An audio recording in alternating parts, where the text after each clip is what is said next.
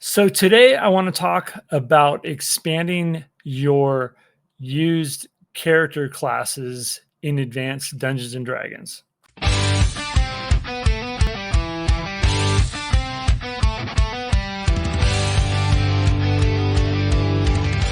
So as a DM, you have to make a choice of whether you're going to limit your players to only the player's handbook, or you're going to add some of the classes in Unearthed Arcana, or you're going to broaden your horizon out to Oriental Adventures or anything else like that. For myself, for many years, I've allowed my players to pull from various articles in Dragon Magazine. There's several articles in there that deal with NPC classes, what they call them, and I've ported them into my campaign and allowing my players to choose from them.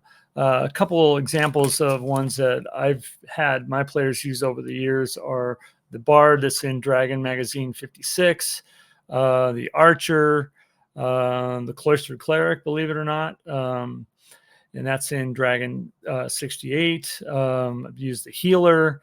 There is a article called the plethora of Paladins on Dragon 106. The Witch is also in there in several articles, but the latest was 114. I've also used the Bandit. So there's quite a bit of them out there. And as a DM, you just have to choose what makes sense for your setting.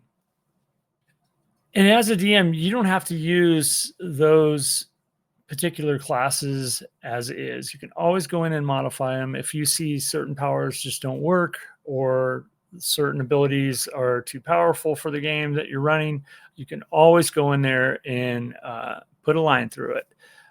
One thing that I do recommend is that you make sure that your players know, and you lay it out from the beginning. So in Dragon Magazine 56, like I said, I've used this. I've had several players use this version of the Bard, and it's actually titled "Singing a New Tune, a Different Bard, Not Quite So Hard." I actually do believe that. I believe that the Bard in the player's handbook is just too much for me to deal with. Even though I've had a player take it from first and become a Bard through those rules, but this one right here seems like it's pretty fun. And I've had several players, I'm trying to think how many exactly, I think 3 different players over the years use this, and it's quite fun. The main ability, it really concentrates on the ability to charm, and I think it simplifies the charm ability. Their experience is 2,000. They are they have ability to lore, read languages at certain levels. But this article is really good, really thorough. Talks about the spells, saving throws. There's the spell metrics. They do get illusionist and druid spells, yeah, this is definitely fits well into my Greyhawk campaigns. Believe it or not, there's also on Dragon Magazine 114. There's actually is the Witch, and the Witch actually appeared in several issues, and in 114 they revised it and fixed it up a little bit. But this is another great character class. I've actually had 3 players in my DMing career use and want to use this character class, and they pass themselves off as a magic user. I think in 2 of the 3 cases, the group didn't even know that they were a witch, but they had a lot of fun with this class. It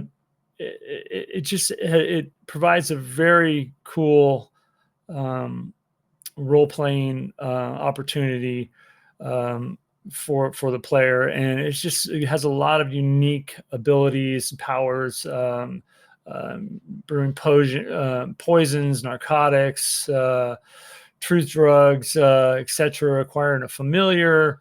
A lot of what the Magic User does, but with a huge twist.